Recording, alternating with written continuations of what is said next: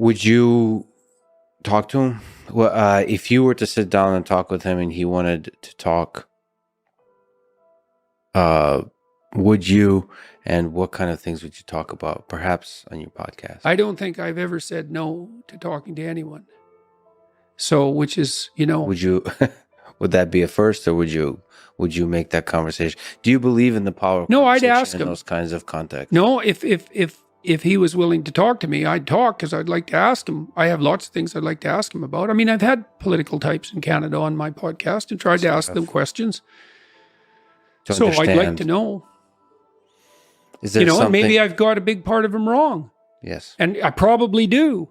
But my observation has been that every chance he had to retreat from his pharaonic position, let's say, he doubled down. And our parliament is not running for the next year. It's still Zoom in. It's still COVID lockdown parliament for the next year. It's already been fatally compromised, perhaps, by the lockdowns for the last couple of years. And this is parliament we're talking about. Yeah. You're prime minister. And he's expressed admiration for the Chinese Communist Party because they can be very efficient in their pursuit of environmental goals. It's like, oh yeah, efficiency, eh? The efficiency of the tyranny in the service of your terror. And I've watched him repeatedly, and I've listened to him a lot, and I've tried to do that clinically and with some degree of dispassion. And that's hard too, because his father, Pierre, devastated the West in 1982 with the national energy policy.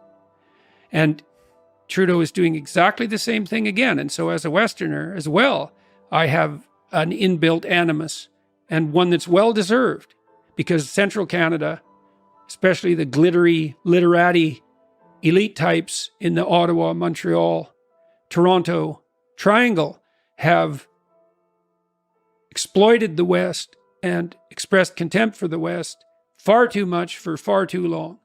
And that's accelerating at the moment, for example, with Trudeau's recent attack on the Canadian farmers. He's an enemy of the oil and gas industry, which is an utter and absolute bloody catastrophe. And look what's happened in Europe, at least in partial consequence. And he's no friend to the farmers. So I've tried to steel man him, I try to put myself in the position of the people that I'm criticizing. I think he's a narcissist. Do you think there's a degree to which power changed him? If you're not suited for the position, if you're not the man for the position, you can be absolutely 100% sure that the power will corrupt you. How could it not?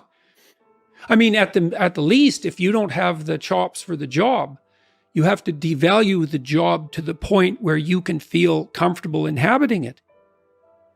So, yes, I think that it's corrupted him. We can't get a passport. What if you're 85 and you don't know how to use a smartphone? Oh, well, too bad for you.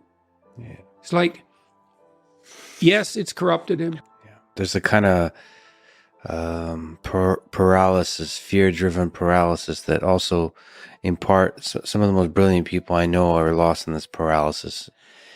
I don't think people assign a word to it, but it's almost like a fear of this unknown thing that lurks in the shadows. And that, unfortunately, that fear is leveraged by people that, who aren't in academic circles, who aren't faculty or students and so on, are more in administration. And they start to use that fear, which makes me quite uncomfortable. It does lend people in the positions of power who are not good at handling that power to become slowly, day by day, a little bit more corrupt. I was really trying to figure out, the last 2 weeks, thinking this through. It's like, how do you know? Let's say someone asked me a question in the YouTube comment. Said, well, why can I trust your advice on the environmental front? And I thought, that's a really good question.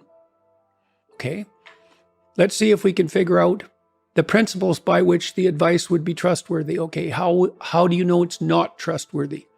Well, one potential response to that would be the claims are not in accordance with the facts. But, facts are tricky things, and it depends on where you look for them. So that's a tough one to get right because, for example, Lomberg's fundamental critics argue about his facts, not just his interpretation of them.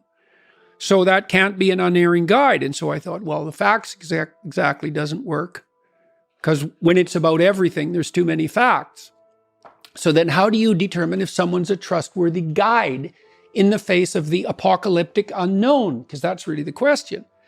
And the answer is, they're not terrified tyrants. I think that's the answer.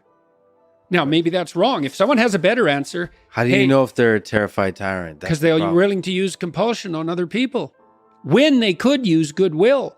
Like the farmers in Canada objected. They said, look, we have every economic reason to use as little fertilizer as we can because it's expensive. We have satellite maps of where we put the fertilizer. We have cut our fertilizer use so substantially in the last 40 years, you can't believe it, and we grow way more food. We're already breaking ourselves in half. And if you know farmers, especially the ones who still survive, you think those people don't know what they're doing. It's like, yeah, they're pretty damn sophisticated, man. Like, way more sophisticated than our prime minister. And now you tell them, no, it's a 30% reduction, and we don't care how much food you're growing. So it's not a reduction that's dependent on amount of food produced per unit of fertilizer used, which would be, at least, you could imagine it. So, okay, so you're producing this much food, and you use this much fertilizer, so you're hyper efficient.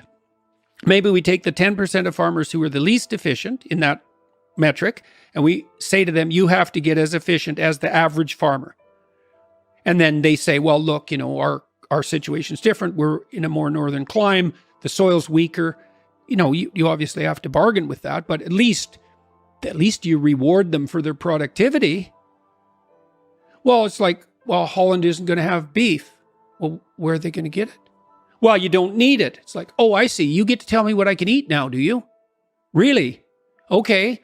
And Holland is going to import food from where that's more efficient on the fertilizer front? There's no one more efficient than Holland. And same with Canada. And like, isn't this going to make food prices more expensive? And doesn't that mean that hungry people die? Because that is what it means. So ultimately, poor people pay the price of these kinds of policies. Not ultimately.